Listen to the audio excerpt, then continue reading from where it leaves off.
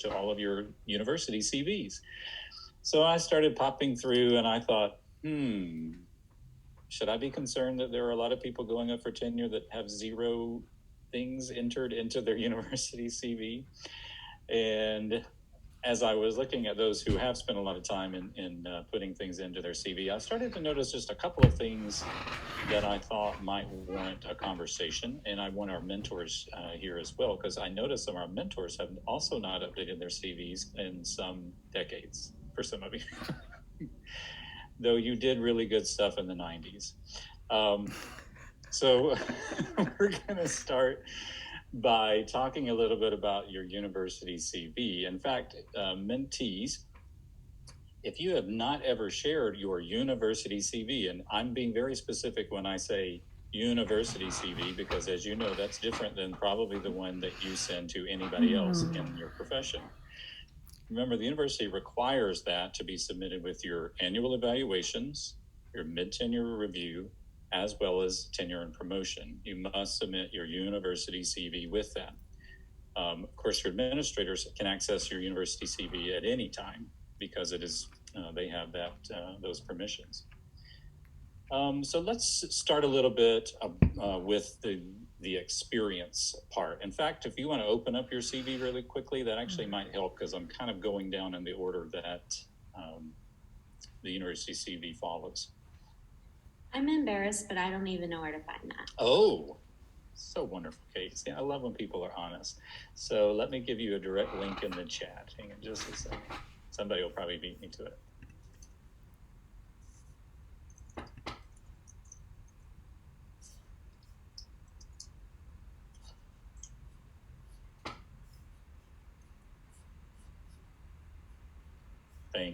See, when I said somebody, do you know who I had in my mind? Matt Hott. And there, Matt Hott sent the direct link.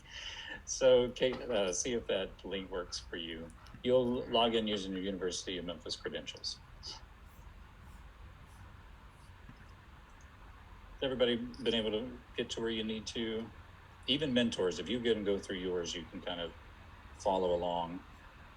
Under experience, this is really about university experience. In fact, if you look at the prompts, it says rank position for a reason. And there are some, when I just scrolled through various CVs, some of you list everything. And if you're in like an ed position or something, I don't necessarily think it's bad that you have your what I call real teaching, K-12 teaching experience. But some folks have like, I was the sub violist for the Germantown Symphony Orchestra. They put like all of those specific things in there that might necessarily not even have been really full-time jobs, but they were just kind of what I would identify as gigs or reoccurring gigs. That's not the best place for where those go. I really view those as creative activities. So identify primarily your tenure track positions or university experience at the beginning, and that's really what the priority is. So that if the review committee is looking, Matt is going up for promotion to full professor, they can see the number of years he's been here under each rank, but maybe they can also consider if he was at another university before in a tenure track position, and they can count up those years. So that's really important in that particular part of the CV, to really focus on those that are ranked positions. Lenny? Yeah, so that would be for, some people who, let's say this was their first university job, they might have had full-time jobs doing something other. So that's also the place for that, right? It's not just a university end. It is, yes, sort of, but the priority of that is university positions, because for these purposes for the university CV, got it. They're looking at that really to consider what your university position is, and if you're going up for promotion. If you were the manager at a Starbucks from whatever, that's probably, you don't need to put that on university CV. If it was a university linked position, definitely make sure that's in there. But there was one in particular I looked at, it just went on for forever, and it had a lot of just what I would identify as regular gigs. I was referring more to like K-12 positions, things like that. Yeah, I think especially that, because it because what you do academically is linked to that experience, I don't necessarily have a problem with that. It is problematic if it gets lost, like I can't even see where your university experience is. So it was really more of the gigging faculty that I saw a lot of that embedded in the experience, and it really was distracting because I couldn't even find how many years they had been at the University of Memphis. Under honors and awards, I would encourage you to stick primarily to things that you've received since you've been a university professor, ideally. Some of you go all the way back to maybe what you got as an undergrad or as a grad, a particular award. The rare exception of that potentially are these really prestigious awards that are usually identified to some artistic output. So maybe when you were in college, you were a regional Met finalist. That probably can be an award that's there. But if you got a scholarship for your master's program, I'm not really sure that goes under honors and awards, because we're primarily looking at that column to see honors and awards that you've received related to your university level work. And that's not just a university award. It very well could be in your own professional organizations or whatnot, but it's typically an award that you've received because of your work as a university professor or related to your work as a university professor. So I have a question about that. So if you had, like, I think some of us, and I see that Jay has mentioned this too, that we've had other jobs, uni jobs, at other places. Can we list awards that we received, like national awards that we might have received while at those other universities before?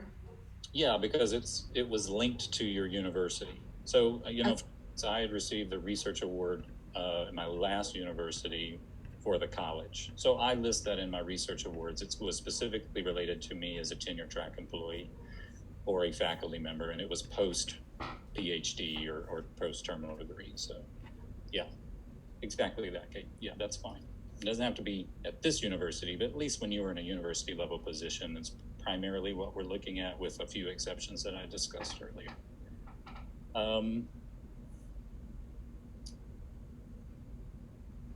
Whenever there's a part of advising and mentoring, I really encourage you to be liberal. Like, if you're listed in Banner as an advisor, that student's name should appear in whatever that student's degree that they're working on.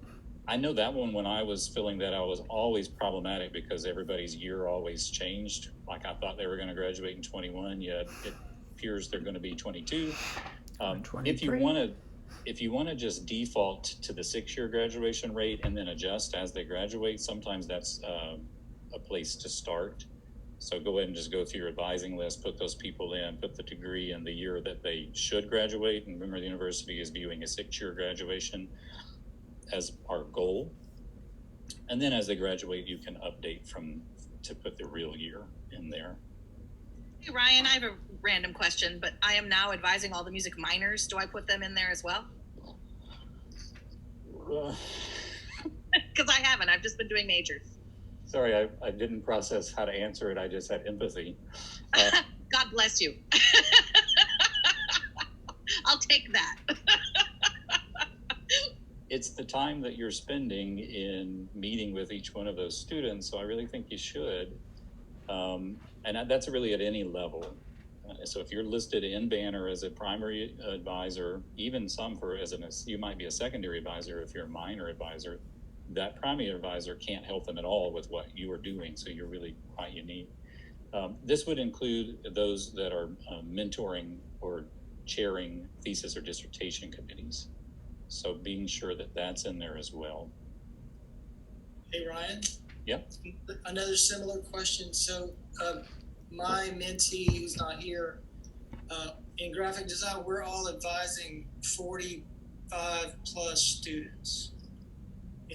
Should we do like, do we have to list them by name, or can we say like Brandon does A through F and, that's his, is it going to get really?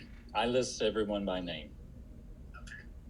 Yeah, and I even went back and deleted some when I went into this position because someone else took over as their advisor, so I took them off my list. I think actually, Gary, sometimes for instance, you're going to go up for full professor, it allows people to see real people. I think sometimes when you just say, I advise 40 people, it's easy for folks to dismiss it. But when you have to go down and scroll down 3 pages of lists of real human beings that you're responding, it sinks in a little bit more. I pay attention to it, and I have, greater respect and empathy for all that you're doing on behalf of your department while also teaching full time. Okay, thanks.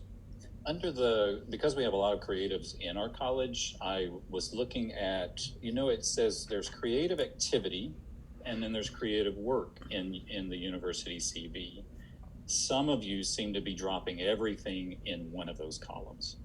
So I kind of look at works as formal products, finished products. So that's an exhibition. So like for Kate, my work was exhibited and this was its title.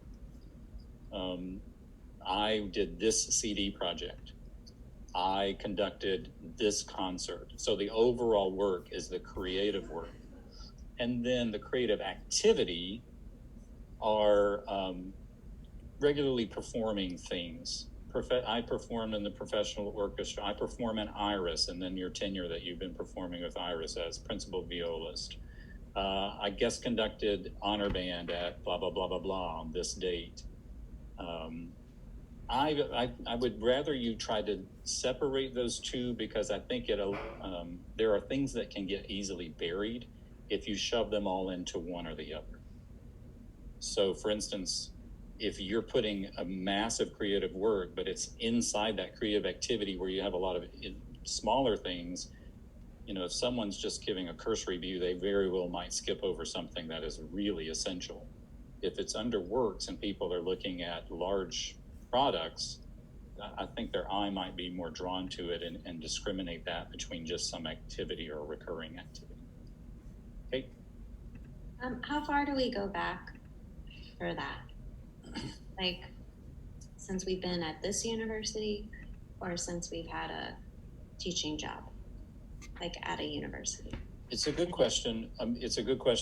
Most committees, as well as chair, they're primarily interested in what you're doing here, but there's also a track record that we're interested in.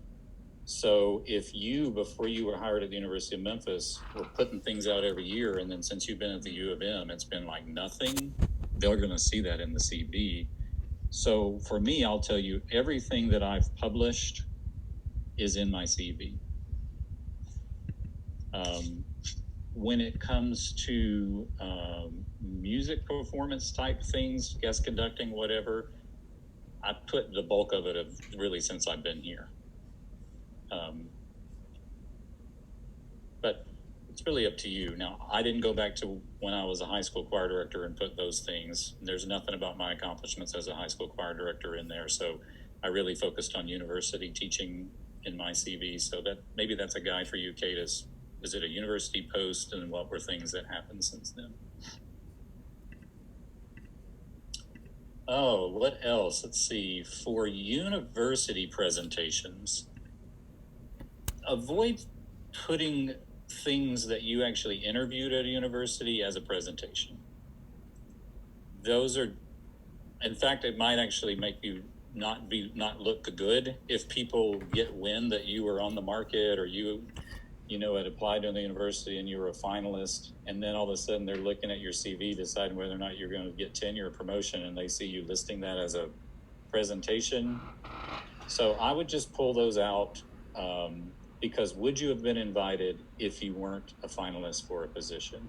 And I'm not calling anybody on the screen. It's actually someone who once was here. And I remember him telling me, like, yeah, I presented here. And I said, well, weren't those places that you interviewed? Yeah.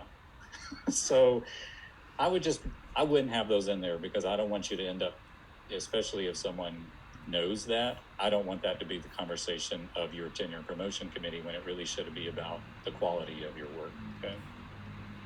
And there are many professors here that can tell you that there are many things that can siderail a tenure and promotion committee conversation.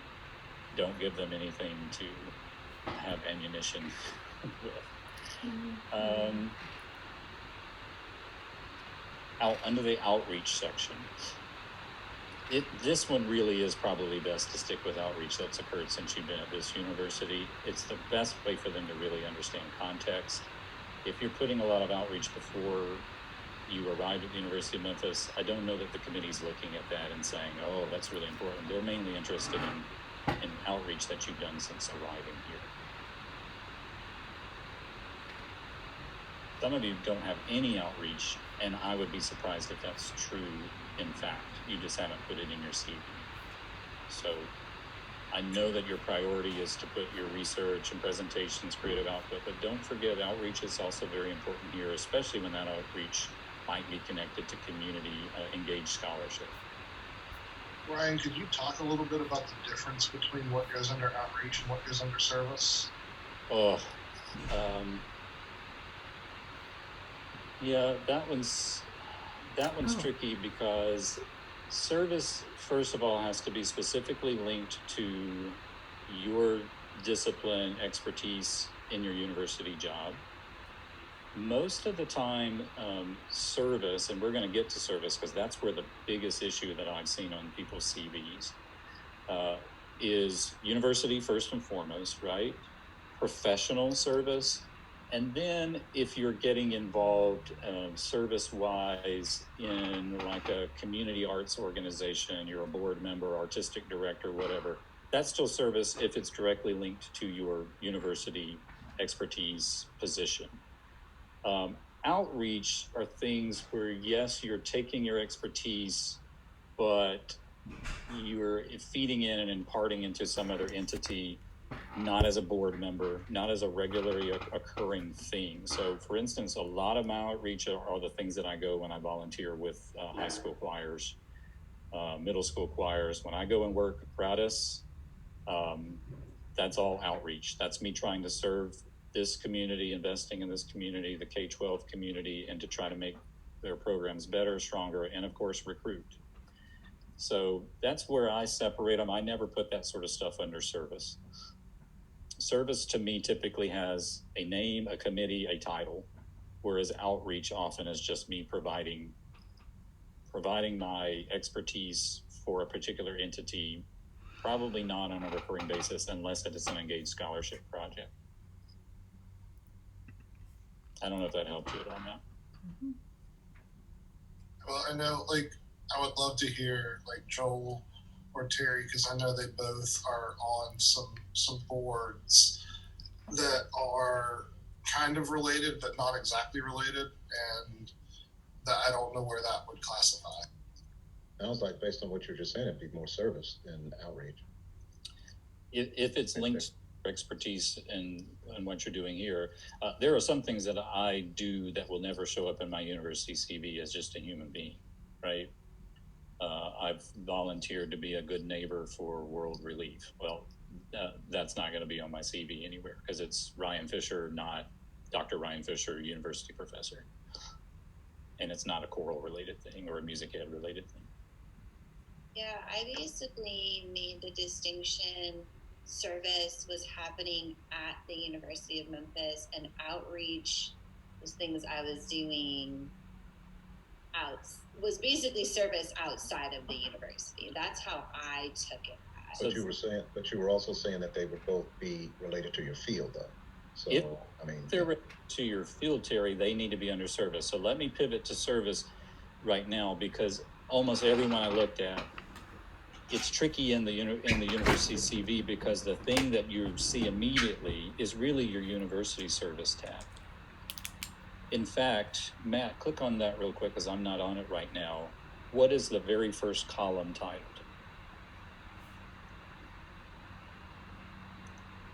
University. So that particular thing is only for university service. Look at the top part of that and see if there's another thing you can click on that's not the default. Do you see that? It says add, edit, other. Click on that. That's where the other things go, and that's where almost all of you are just trying to dump everything under the wrong thing. So if it says university in that column, that's telling you the university service that you are doing. There's a thing that often people just miss. They don't even know what it is. If you click on the other or whatever, that's where you literally see like organization or title, that's where all those other things go that a lot of you currently have buried in their university. It doesn't make sense to see the title university and then to say Tennessee Music Education Association president-elect. So maybe some of you take a little time to pull those things out that you currently have under the wrong thing and create them into the other that some of you just didn't know to click on. Okay.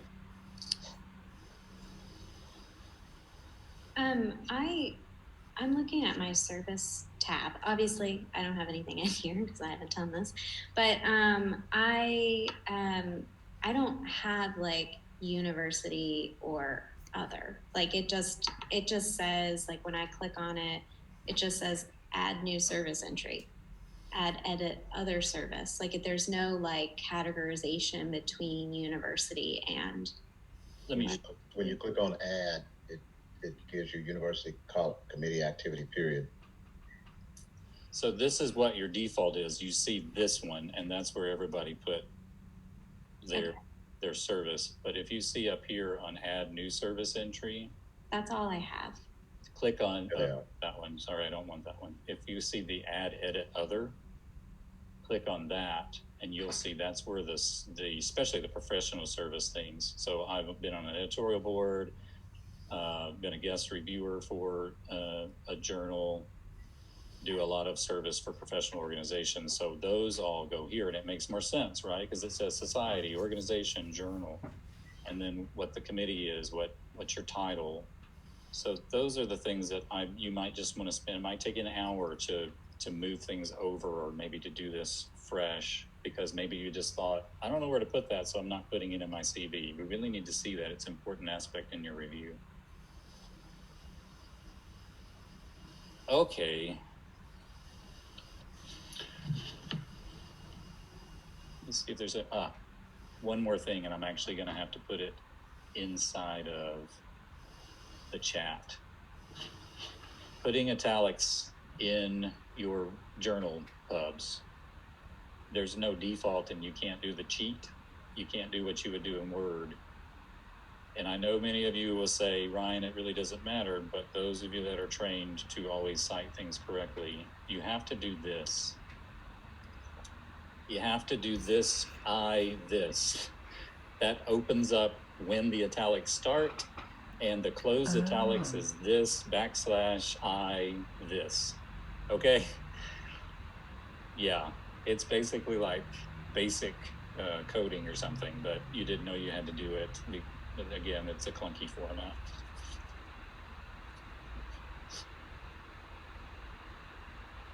I wish that you could do Control-I or Apple, whatever, and it actually just does it, but it does not, unfortunately.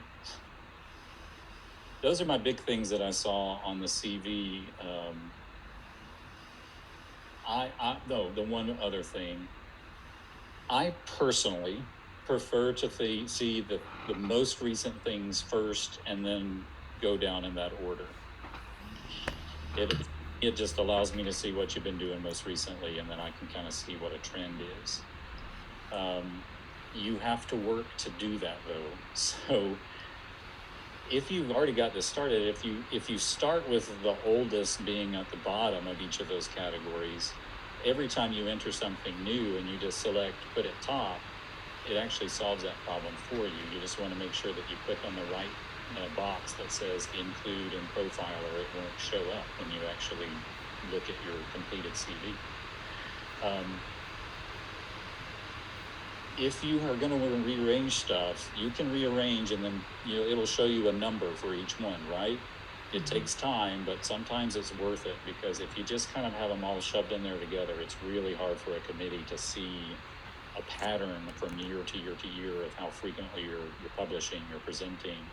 So that's my preference. If your preference is the other, that's fine. Just be sure that you're being consistent in how you do your chronological order in each section. Don't start flipping to where your research pubs are most recent, and then I go to service and I see something on the very first that starts in 1999 and it continues from there. It just gets really confusing for the reviewer. When you've entered everything in, be sure that you click on that bottom tab of like viewing your CV so that you can now objectively see what it looks like when it's going to be printed. There are a lot of times you'll actually see things that look clunky, or you realize that you change the pattern of how you were originally reporting things. And then later on, you started putting hyphens when you didn't do it before. And so those sort of inconsistencies, you can then go back and clean up in your editing process. This isn't making you a better mentor or mentee, but at least it's an attention to detail to where it's one of the first things that I start with in every review, honestly. I start with the CV and then I work my way into other things. And if the CV is a mess, it makes you a little concerned about what the rest of the stuff is that you're going to be reviewing. May I request that we go back to publications, or I can wait if that's a better ending? No. Question. Okay. Pubs. So a few questions about pubs. So the options are books, book reviews, but there's no spot for book chapters. I have mine under just books. That's and where have indicated that it's a chapter. That's okay. But mine as well, Terry. Okay.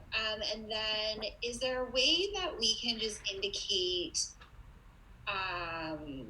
do you want us to put things under review on here? Or even better yet, if it's in a R&R kind of stage, just maybe put that in like in lieu of the date, where a date would go, because it's not quite published, but it made it. You just gotta, so is that would be your suggestion? I would especially suggest that, especially if you're getting ready for mid-tenure, because it's not what you've done. They want to see that you have things already under review or in the hopper, and that you're making really good progress, and that you didn't just stall out. Okay. My world is APA world. Yeah, mine too. APA tells you how to cite all of those, including manuscript form. So that's what I would follow. I would follow the exact APA process if that's what you've done for everything else. Okay. If it's what I've found is if it's under review or whatever, sometimes you're not even supposed to put the journal. I go ahead and do that. Okay. I wouldn't do it if I were putting it out publicly.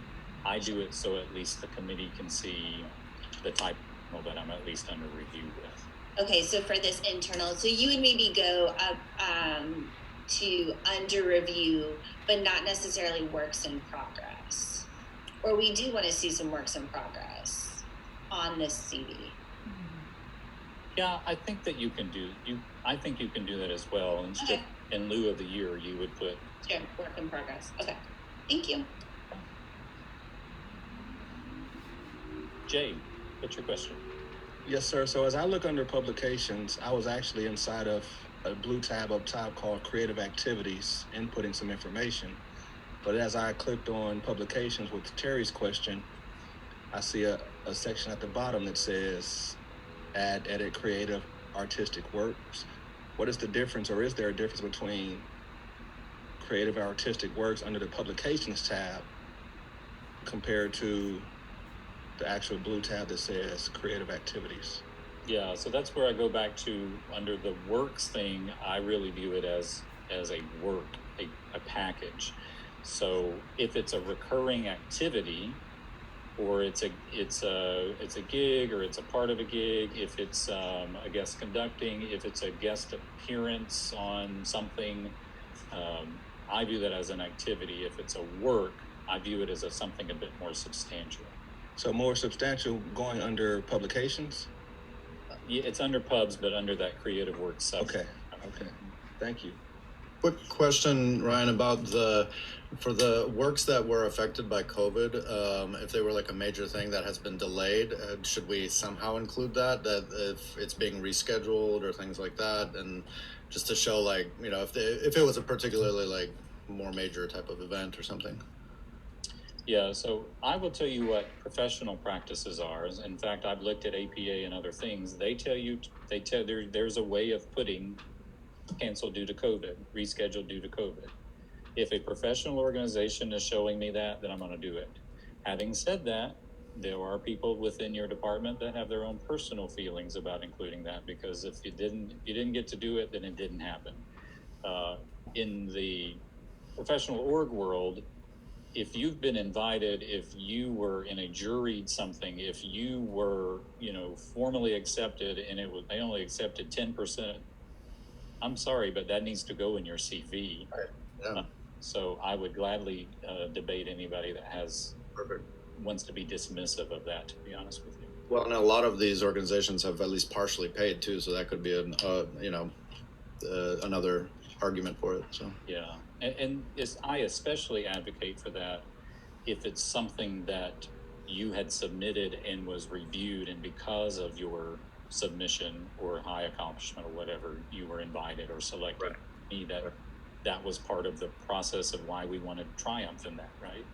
Absolutely. Performance itself is just icing on the cake. The actual getting is the real achievement. Lenny, you had your hand raised. Yeah, actually, I mean, it's great getting a lot of your input because, and probably Randy would be the one that would see and know to this, but when they originally did this online process, we were all balking because they wanted us to do just the opposite, which is not a normal CV. So start with what you first did and then bring it, which mine still has that because after I didn't need to do it, and I say I should anyway. So it does change over time. The thing that I notice a lot in the tenure process is when faculty, and in almost every instance, it's never been on purpose, will, like when you have a presentation, a creative activity, a work experience, those things that you were talking about that seem somewhat similar, if you double up somehow. It's not so much that it's might be here and one person thinks it should be there. It's that sometimes things are actually written more than once. So that puts a question mark up, even if it's not meant, even if the person is trying to do the right thing. Yeah. Because a presentation, for at least where we are, if you're doing a concert, that could be creative activity. It's just making the designation, what am I going to use for what? Yeah, and many presentations end up in pubs. So if you do a presentation, more than likely it's going to end up, if you're good, it's going to end up in a publication, probably with a title. So trying to be consistent with poster session, presented at whatever. Consistency, I think, is the big thing, right? So I agree with that.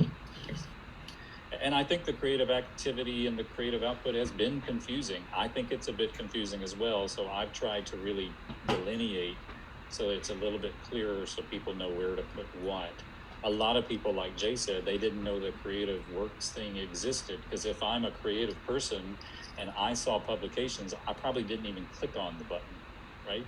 But you really should, because there is a spot for you in there. I especially would want to see your CD projects, put right in there, not under an activity, because it wasn't just one little activity. It was a lot of activities and a lot of time and work. It was a work that was presented, and probably somebody wrote a review on it and all those things. So I think that delineate those.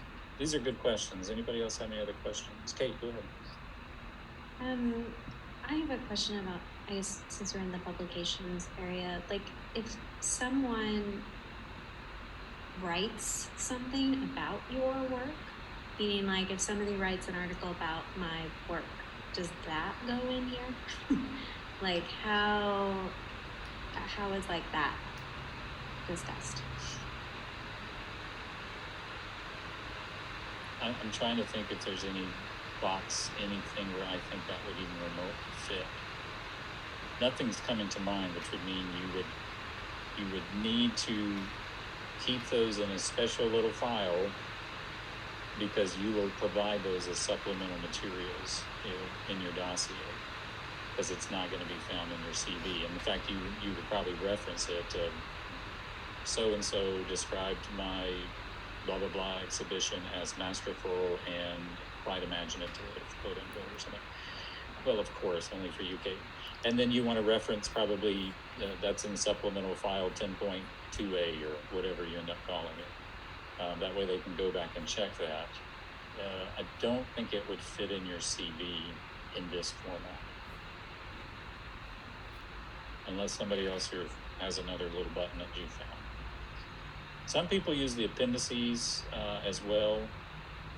Your department might really require you to do it. I'm not quite sure. I would tell you click on it so you at least see what those things are. So some of it might be a little redundant. If your department wants you to put things in there, see, it says something sometime in there, system work in progress. Maybe put that in the appendix. My feeling is I doubt that people are scrolling down all that way and down your CV to see the appendix, so I'd rather embed it in the more logical sections. But some people, at least in the top, might want to see every single course that you taught when you taught it. So that appendix might actually be used. Randy, and the appendix is Randy. Ryan, I'm looking at Randy. Sorry. Rand, who are you? It's 3 o'clock, I could tell. Ryan, on the appendices, when we list our teaching experience, is it really only 2 years worth with it says the past 2 years of classes that you've taught? Is it really only 2 years?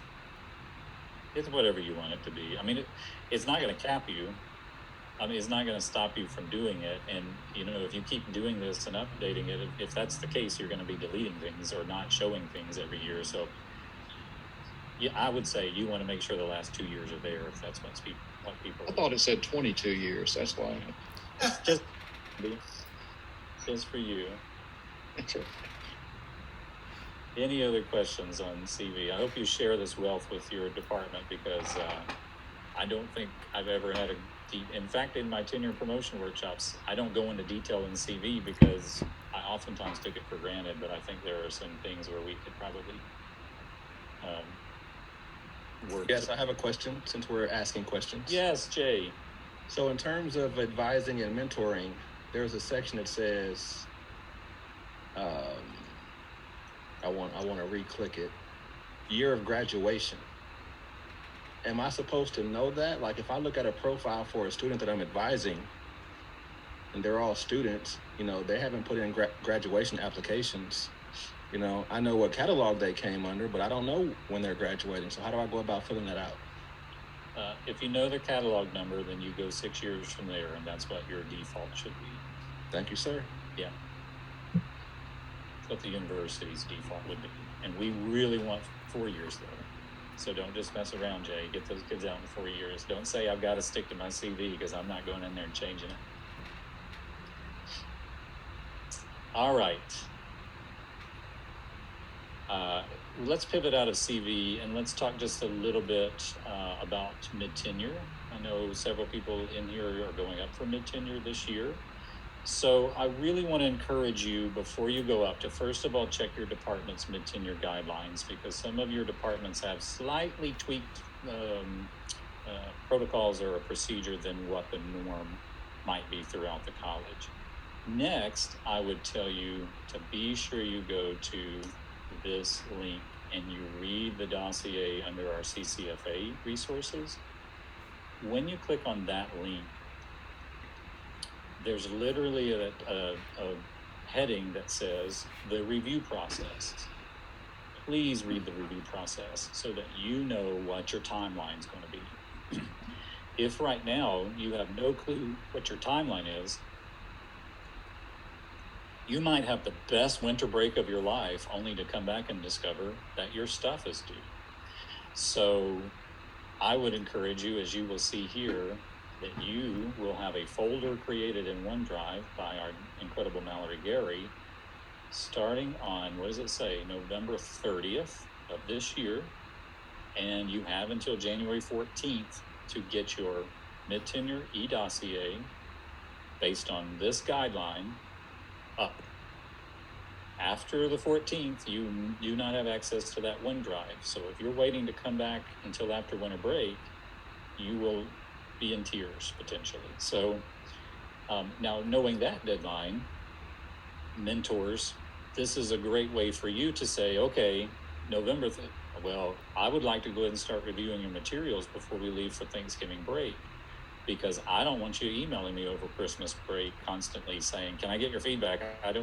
I need your help on this. So you can start creating your own internal timeline of when you would like to start giving feedback on their teaching narrative, their research narrative, their service narrative. Because remember, this is the first time that they will have done this, many of them, unless they've gone through a mid-tenure process somewhere else. They're going to need your input. We're talking about that this Friday, so plug, mentees, if you have not attended any of our workshops on this before, Friday is a session where we're only talking about the narratives. And then after you feel like the narratives are in a good spot, you might want to, review their CV. I'm going to ask you to actually do that today if we have time. Well, we're not going to have time because now I'm down to 15 minutes, but it was good time. There was good questions. You might want to review their CV and see if it makes sense, things are in order, consistency, all of that. Those are really the big things that I think it would be good for a mentor to have input on the dossier. Supplemental materials, give them advice. Sometimes even in a mid-tenure, they ask for people to write on their behalf, especially for some service things. Some people wait until they go up for tenure and promotion because they don't want to burn the bridge and keep asking for, whatever professional organization that they work for or they support to keep asking, would you write me another letter? This time it's for my annual evaluation because my department chair just doesn't think I'm doing anything, but that's not the case for any of our people. So go through the entire process, be sure you understand it, and understand then that it goes to your tenure promotion committee. Some of your departments have a subcommittee. So this, Kate, is where I went back and looked at your department, and there is this little subcommittee. I have sent an email to your department chair asking for more clarity as to why that unique process is there and why there's a little bit more of a burden on the candidate to do more things, whereas everybody else in here just basically submits their materials and the process goes the way it should.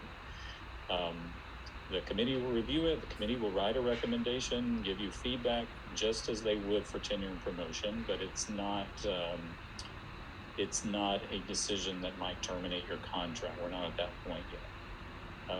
Then the department chair will go through, review your dossier, write a letter. It goes up to the dean. It does not go to the CCFA Tenure and Promotion Committee. It goes then straight to the dean. The dean reviews things, writes a letter. Along the way, your department chair will formally meet with you, and the dean will formally meet with you. And it is simply to give you constructive feedback, to hear from you any concerns you have. If there are areas where they identify some deficiencies, trying to work with you to develop a plan so that over the next 2 years, you can really work to address those deficiencies. So, mentors, please don't take for granted that mentees know what this is. You really want to sit down with them, talk, answer any questions they have. If you don't have the answer, don't give them a wrong answer. Talk to someone who will. Someone within your department, or I'm happy to help if needed. All right. Some of you are getting ready for going up for tenure and promotion next fall.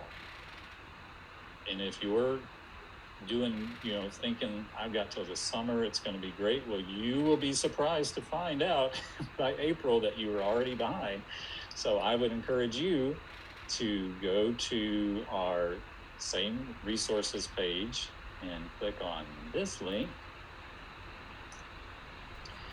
and be sure that you're following the calendar. Scroll all the way to the bottom of that page and look specifically at the external review timeline. The external review timeline is essential for you to know what your job is because there are things that you have to initiate. You have to devise, to create a list of tenured professors at peer institutions in your particular field that you feel would be folks that you would want to review your materials. Remember, they're only reviewing, with the exception of one department, your research, creative activity, scholarship. You're only reviewing that narrative and whatever evidence that you're providing for that. They're not looking at your service, even though your CV will be attached, and they might see that, they might even make a comment on it. They're technically not being asked to review that. Similarly, they're not being asked to speak to your teaching, as my dog begins to bark with every single time that I have call. So you want to make sure that that you're already meeting with your mentor to be sure that your research narrative is in top-notch shape, that you're hitting all the highlights, you're explaining to them the level and the quality of these presentations that you're giving, hardly anybody was accepted for this publication, and this is the top publication in our field. You want to spell that out for people. Don't assume that they know anything about your particular discipline or subdiscipline. And again, we'll talk about that more on Friday if you're able to attend. So what I want to do to finish up, is we only have 13 minutes or so. In fact, if you could write this down, because you'll lose any notes that I would put in the chat when I put it in a breakout room. I want you to have just some devoted time between mentor and mentee to talk about, to review the goals. If you'll recall, in this meeting last year, we asked you to tell your mentor what goals you had for teaching, research, service. If you've not been able to meet with them and tell them an update of, this is how I did in meeting those goals, that's where I want you to start. If you've already had a meeting with them and you've already done that, then you can shift to the next one, which is, what are your goals this year for teaching, research, service, so that they know and they can begin to check in with you from time to time. Hey, how are you doing? I think you told me that this is being submitted for publication. It's been about 3 months. Have you gotten word back yet? Because we're all busy people and we just tend to forget to update each other. And I think the more the mentor knows, the better it is for all, in many regards, but especially just for some accountability. Does everyone know what I want you to talk about? Mentees, would you raise your hand if your mentor's not here?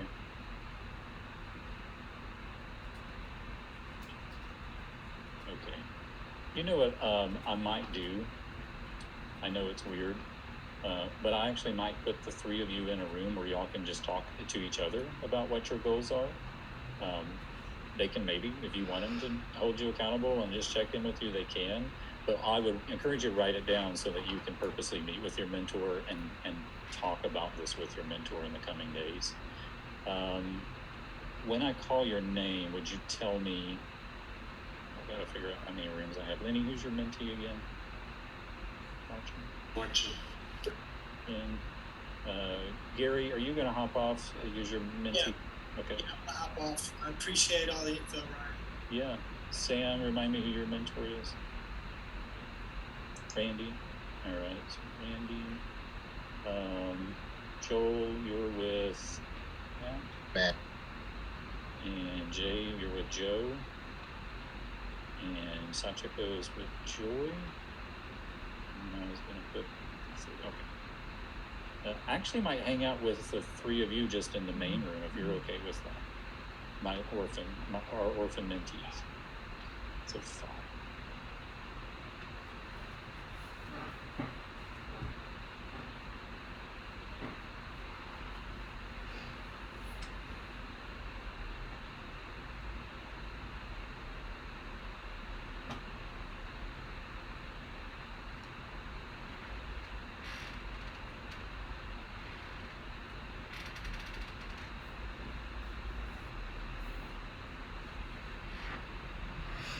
Almost there. Sorry, you're looking at me.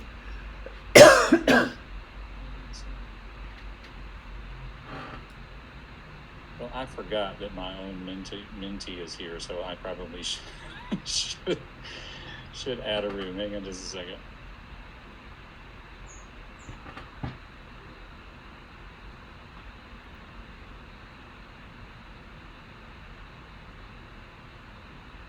Sorry, Joe. I totally forgot that I'm your mentee in this meeting, and we probably should have been one-on-one. Do y'all mind? Joe and I are here.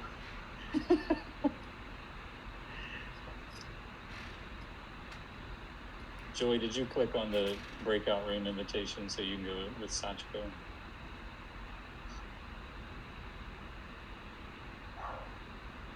Okay.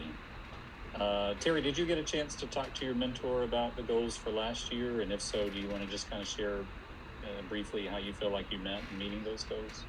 Honestly, having this meeting last year does not sound familiar to me at all. I wonder if it's because we were in San Diego with our PRSSA team right about this time. So I would say that I mean, I can think about things that I was hoping to accomplish last year and kind of reflect on how I want to adjust those things moving forward. So I had been given the feedback from my second year review that I was leaning in a little bit too much into service. So I'm actually happy to report that I reminded my chair that they had written that out and got removed from some service opportunities so that I could work a little bit more on my scholarship.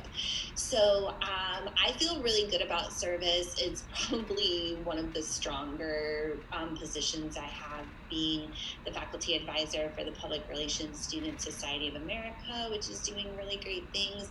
They actually just won a national award very recently, so I'm very proud of them. And outside of the university service, teaching is, I mean, what it is right now. I'm just hoping that the students feel supportive and are learning. For my scholarship, I had a really nice summer where I actually went 3 for 3 in terms of my publications. I had a book chapter and 2 journal articles that are in the process of going through edits. So I think, so I am going up for my 3rd year in January. So the things I want to realistically, which is like the key word, realistically accomplish at this point, I think I kind of want to explore some opportunities for the CCFA seed grant. So thinking through some projects with that.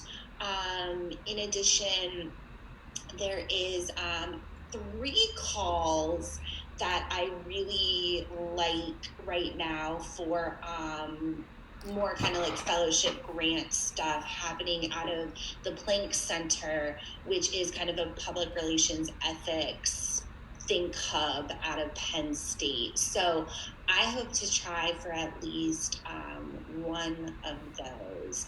And then another book chapter, I don't know if anybody else is feeling this way, but things where you submit an abstract or an extended abstract and then get those just feel really like kind during the pandemic right now. So I have been looking more for like opportunities that are like, we're doing a special issue, can you write on behalf of this special issue? So I think that if I'm just being frank, the likelihood that some of that stuff really sees itself through before January 14th is probably, a little bit give or take. I have about 35 advisees, so we've started up with that, which takes a lot of time, and I've actually been like co-subbing in a class right now and helping out in those capacities. So that is the things that I'm thinking about, and a little bit of what I got done basically since we started the work from home life. When do you typically do the bulk of your writing? Do you do it in the summer? Do you do it in breaks, or you just kind of space it out in a regular semester? Well, it's the having the firm deadline is also what I really, really like about kind of that process of applying into something, and then they say we need draft 1 by such and such time. So I have 2 conferences that are coming up that I'll probably be writing for, but I did a lot of my writing in the summer. I think I started this semester really like getting a lot done on Fridays and Thursdays as a Monday, Wednesday teacher. But unfortunately, once grading really starts to hit, it just turns into that is something I want to work on more, is like carving time out for my projects because I get really caught up in the just rat race of making sure you're on top of grading. So yeah, I think that this winter break is an opportunity to get some real movement. But those grants are due before winter break, so I'll probably get those out by the time I'm applying for the third year. Sure. I'm looking forward to the longer winter break because I can. I know it's going to be really nice. Yeah. Kate.